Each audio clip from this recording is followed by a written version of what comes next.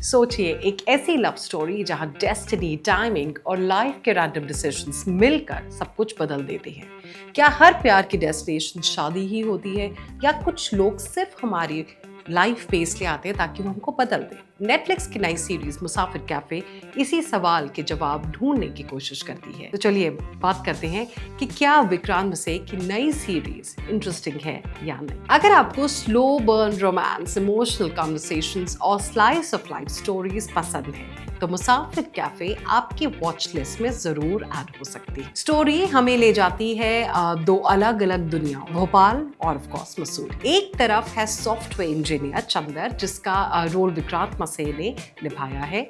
चंदर एक simple life जीता है, लेकिन अंदर ही अंदर वो अपनी आइडेंटिटी और हैप्पीनेस ढूंढने की कोशिश करता है। उसे लगता है कि वो दूसरों के एक्सपेक्टेशंस के हिसाब से जी रहा है, अपनी मर्जी से नहीं। दूसरी तरफ है सुधा, एक स्ट्रॉन्ग और इंडिपेंडेंट डिवोर्स लॉयर। शादी और रिलेशनशिप्स को लेकर उसकी सोच काफी प्रैक्टिकल है। वो किसी भी कॉम्प्रोमाइज के मूड में नहीं है और अपनी टर्म्स पर लाइफ जीना चाहती है। और फिर एंट्री होती है प्रीति की, एक ऐसी लड़की जिससे ट्रैवलिंग का शौक है, जो बाहर से काम और सिंपल लगती है, लेकिन उनके अंदर भी इमोशंस का समंदर छुपा हुआ है। इन तीनों की लाइव्स अलग हैं, लेकिन डेस्टिनी इन्हें ऐसे पॉइंट पर मिला देती है जहां से सब कुछ बदलना शुरू हो जाता है। सीरीज का कॉन्सेप्ट काफी इंटरेस्टिंग है, क्योंकि ये सिर्फ लव स्टोरी नहीं, ये कंपेनियनशिप, लोनलीनेस, टाइमिंग और सेल्फ डिस्कवरी के बारे में भी बात करती है। बार बार एक ही मैसेज सामने आता है कि लाइफ में सही इंसान कब और कैसे मिल जाए, कोई प्रिडिक्ट नहीं कर सकता। मुसाफिर कैफे हिंदी ऑथर दिव्या प्रकाश दुबे के नॉवल पर बेस्ड है और इसे शारण्य राजगोपाल ने क्रिएट किया है, जबकि डायरेक्शन रुचिर अरुण ने किया है, जिन्होंने पहले लिटिल थिंग्स और घर वापसी जैसे रिलेटेबल शोज दिए हैं। इसीलिए सीरीज का वाइब भी काफी ग्राउंडेड और रियलिस्टिक लगता है। सबसे बड़ा प्लस पॉइंट है इसके कॉन्वर्सेशंस। यहाँ लाउड ड्रामा या अननेसेसरी ट्विस्ट नहीं मिलते। इसकी जगह आपको रिलेशनशिप्स के वो अनकंफर्टेबल क्वेश्चंस देखने को मिलते हैं जिनसे हम सब कभी ना कभी गुजरते हैं। क्या प्यार का मतलब सिर्फ शादी है? क्या फैमिली की एक्सपेक्टेशंस के लिए अपने ड्रीम सैक्रिफाइस कर देना चाहिए? और क्या हर रिलेशनशिप को क्लोजर मिलना जरूरी होता है? सीरीज इन सवालों के इजी आंसर्स नहीं देती, बल्कि ऑडियंस को खुद सोचने पर मजबूर करती है। अब बात करते हैं परफॉर्मेंसेस की। विक्रांत मैसी एक बार फिर प्रूव कर देते हैं कि रिलेटेबल कैरेक्टर्स उनसे बेटर शायद ही कोई निभा पाए। चंदर के कंफ्यूजन, इमोशंस और इनसिक्योरिटीज को उन्होंने काफी नेचुरली पोर्ट्रे किया है। वेदिका पिंटो भी सुधा के रोल में काफी इंप्रेसिव है। उनका कॉन्फिडेंट एटीट्यूड और इमोशनल वल्नरेबिलिटी दोनों बैलेंस लगते हैं।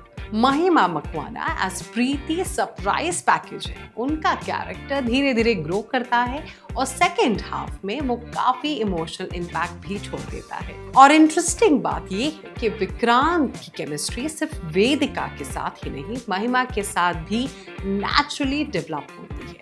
इसी वजह से इमोशनल कनेक्शन स्ट्रॉन्ग भी फील होता है। सीरीज विजुअली भी काफी सूदिंग है। भोपाल की सिंप्लिसिटी और मसूरी के पीसफुल कैफे स्क्रीन पर एक कोजी फील क्रिएट करते हैं। ऐसा लगता है जैसे आप भी इन कैरेक्टर्स के साथ ट्रैवल कर रहे हो। लेकिन हर चीज परफेक्ट नहीं होती। सबसे बड़ा इशू इस सीरीज की है पेसिंग। स्टोरी कई जगह अननेसेसरली स्लो हो जाती है। कई सीन्स ऐसे लगते हैं जिनको ट्रिम किया जा सकता था। ऑनेस्टली ये कहानी शायद 2.5 घंटों की फिल्म में भी डेवलप हो सकती थी और काफी इम्पैक्टफुल रहती। सपोर्टिंग कास्ट में आदिल हुसैन, राजीव सिद्धार्थ, अनुभा फतेहपुरिया, लवलीन मिश्रा और सादिया सिद्दीकी जैसे टैलेंटेड एक्टर्स भी हैं, लेकिन उनके कैरेक्टर्स को उतनी डेप्थ नहीं मिली जितनी चाहिए। और जब आप फाइनली कैरेक्टर्स के साथ इमोशनली इन्वेस्ट हो जाते हैं, तब एंडिंग एक प्रॉपर क्लोजर देने के बजाय सीक्वल सेटअप की तरफ चली जाती है। लेकिन ऑडियंस को इमोशनल सेटिस्फैक्शन थोड़ी कम मिलती है। सो ओवरऑल देखा जाए तो मुसाफिर कैफे उन लोगों के लिए बनी है जो फास्ट पेस थ्रिलर से काफी ज्यादा ब्रेक चाहते हैं और एक इमोशनल, मैच्योर और फील गुड जर्नी देखना चाहते हैं। ये शो एक्शन या शॉकिंग ट्विस्ट से इम्प्रेस नहीं करता।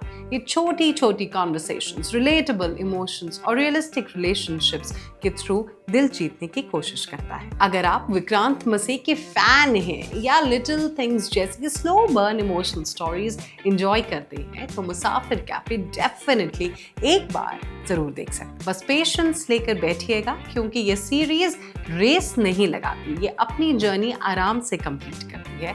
दैट इज व्हाई इम्पैक्ट भी इसका काफी पावरफुल रहता है। तो हमको जरूर बताइएगा कि आपको मुसाफिर कैफे कैसी लगी और आपके हिसाब से कौन सा कैरेक्टर सबसे इम्प्रेसिव और सबसे रिलेटेबल रहता है। Thank you so much for watching us.